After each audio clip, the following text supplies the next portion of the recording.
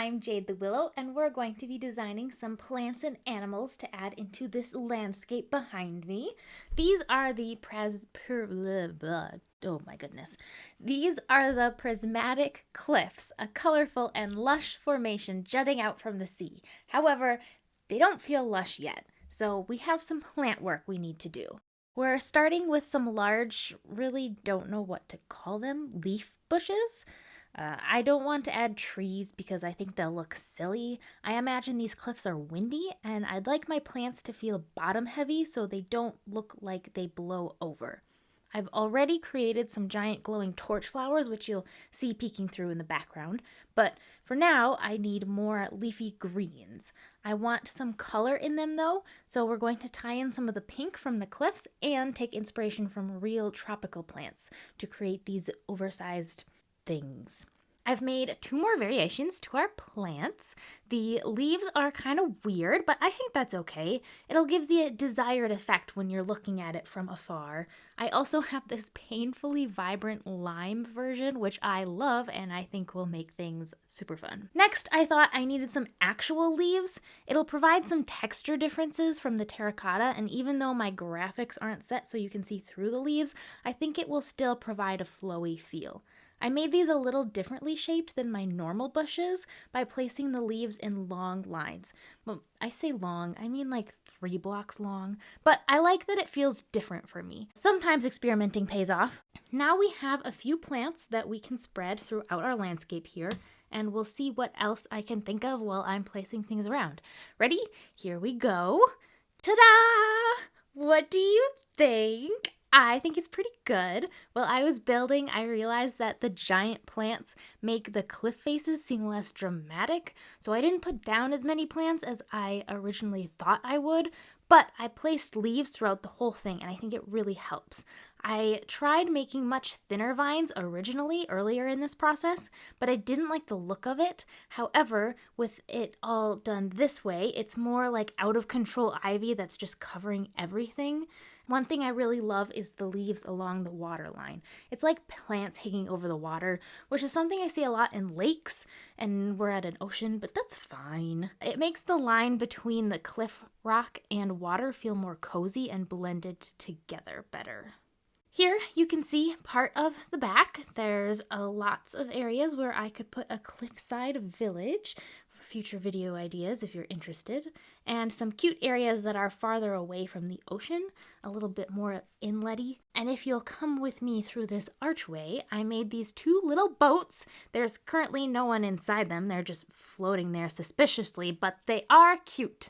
Now it's time for the real experimenting. It's time for animals. I don't do a lot of organics, as they're generally called, so we're just going to experiment here.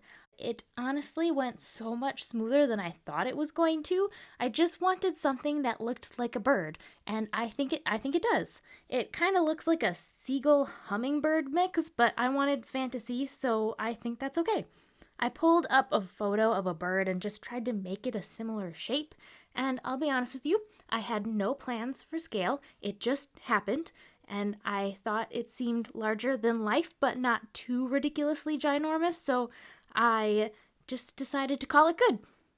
Though I definitely think planning it out beforehand would be a good plan for the future. Here are my birds. I love them. They're silly and they have pretty colors, which is everything I wanted. I have 2 color variations for each version, though I did change the wing shape slightly on the 2 copied birds, so they are technically a little bit different. And I just tuck that fact away in the back of my mind. It makes me happy. Now we create a sea serpent. I'd love to do a really detailed giant sea serpent in this world somewhere, so this was kind of like a warm-up.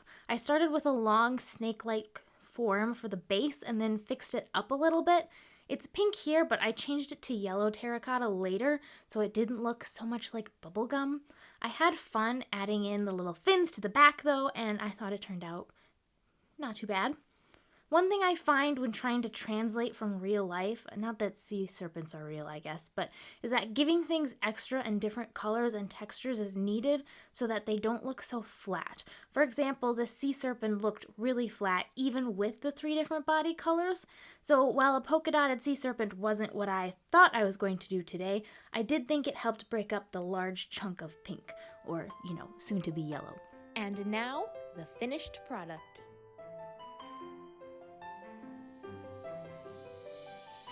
A lush paradise rises suddenly out of the southern seas. Fantastical plants and creatures that aren't found anywhere else in our land sea populate the area. From colorful sea serpents to glowing plants, the cliffs provide a colorful backdrop for those that live here. Though they must beware, for others in the world seek to make their fortune by mining the golden cliffsides. But for now, peace reigns, and the sound of waves act as a beating heart of the Prismatic Cliffs.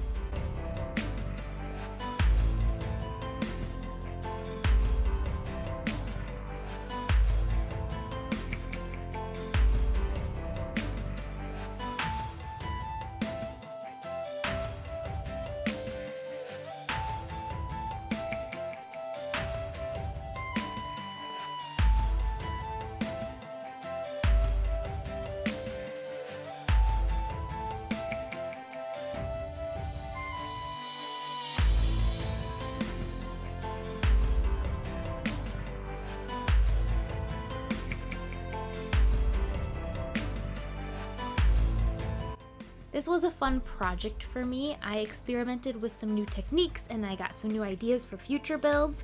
If you enjoyed the video, consider giving it a like, and if you'd like to see more videos like this, consider subscribing.